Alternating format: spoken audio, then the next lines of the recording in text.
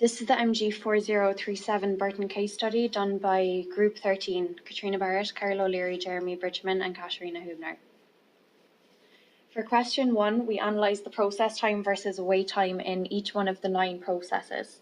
We calculated the total process time to be 155 minutes, while the total wait time is 317 minutes. We found that the ED nurse assessment, physician assessment and discharge stages had the longest wait times, and we analysed the procedure room and the discharge stages as the processing time and wait times with the longest lengths. For question 2, we calculated the FTE, processing time, cycle time and utilisation for each process. FTE is the full-time equivalent. It is a ratio of working time and the number of working hours during a period. Processing time is time taken to process an activity. Cycle time describes how long it takes to complete a specific task from start to finish, and utilisation is cycle time divided by takt time, which gives a proportion of the capacity used.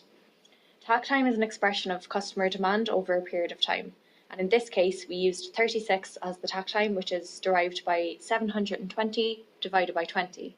720 being the number of minutes in a 12-hour shift, with 12 being the average number of patients during this time. For question 3, we created a fishbone diagram, which comprises of the 4 key elements which lead to low patient satisfaction within the Burton Group hospitals. This comprises of policies, which involves the inventory, the discharge process and the manual processing within the hospital. The procedures involves over-processing, the way in which the blood samples are conducted, and the communication procedures between members of staff within the hospital. The people within the staff, including the triage nurse, the ED nurse and ED physicians, also lead to more wait time, which causes low patient satisfaction. The plant and tech within the hospital, comprising of computers, the portable X-ray machine and broken equipment, also lead to this low patient satisfaction. The 2 process steps we would improve in question 4 are the procedure room and the discharge process, since the longest waiting times occur here. For the procedure room, the 2 issues were that patients had to wait for the room to be cleaned and prepped before they could actually enter the room. So if nurses did the cleaning and prepping after the last patient left rather than before the next procedure, we estimate that waiting times could be cut by at least 10 minutes on average. The second problem during this stage were physicians not being able to find required materials for the procedure. For that, we would propose that during the cleaning, stock checks are carried out to ensure that materials don't run out. To minimize the searching time, on the other hand, we would suggest labeling the boxes with pictures of their contents so that people wouldn't have to actually open the boxes but could just see what's in there. We would also assign fixed spots to every material, having the most frequently used closest within reach, so that physicians could retrieve the materials way quicker. If all these changes were adopted, we estimate that would save a total of 35 minutes, which would make the process less than half its former time. The longest waiting times, however, occurred during the discharge process. This is mainly because physicians wait until they have at least 5 patients to discharge. Even though this is believed to be efficient, it mainly serves to prolong the entire process.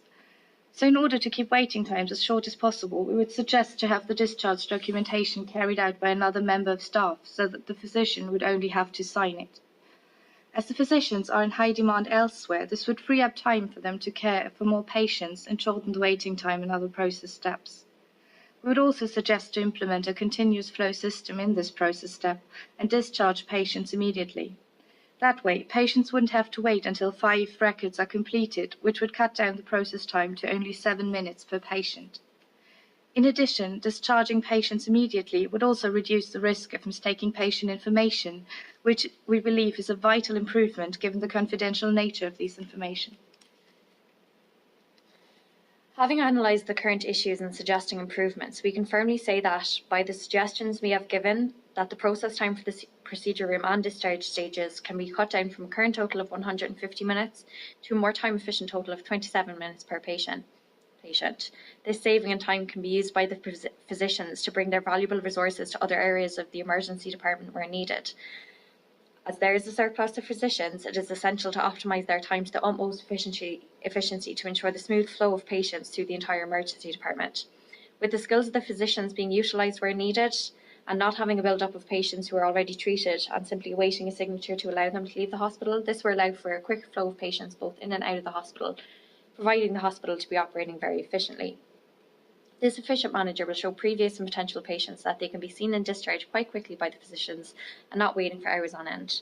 By introducing lean principles and having a more efficient flow of patients, more patients can be seen during the 12-hour time frame, which will in turn generate more revenue for the emergency department by the patients. This reduction in the waiting time and process time for those stages will also increase the value added percentage to 53%. And the total time will be reduced from 472 to 343 minutes. In terms of feasibility, the management aspect of time is crucial to this case study, and that in order to maximise time efficiency, we must implement certain measures in order to achieve maximum capability. The ultimate goal here is to provide value to both the emergency department and the patients, and in doing so, creating zero waste relating to time spent per patient. To achieve this, we will have to invest a large amount of managerial effort in organising certain aspects of the emergency department, such as inventory, equipment, and paperwork. In terms of vulnerability, as we are proposing solutions to minimise time spent per patient in order to maximise efficiency, our worry is that there may not be sufficient time spent with each patient, and therefore, while we are providing a time-efficient service, it may not be as effective as an emergency department should be in treating patients. To combat this, we must ensure that there is sufficient amount of time spent with each patient to provide adequate care, but not wasting valuable time and resources trying to source materials or wait for cleaning processes to be completed, while organisational measures could be carried out to eradicate these time wastages. Naturally, there will be human error that may come into play, but we must ensure that there is not any risks of inaccurate information being put down in the charts. And that will allow the discharge process to flow more smoothly. Thank you.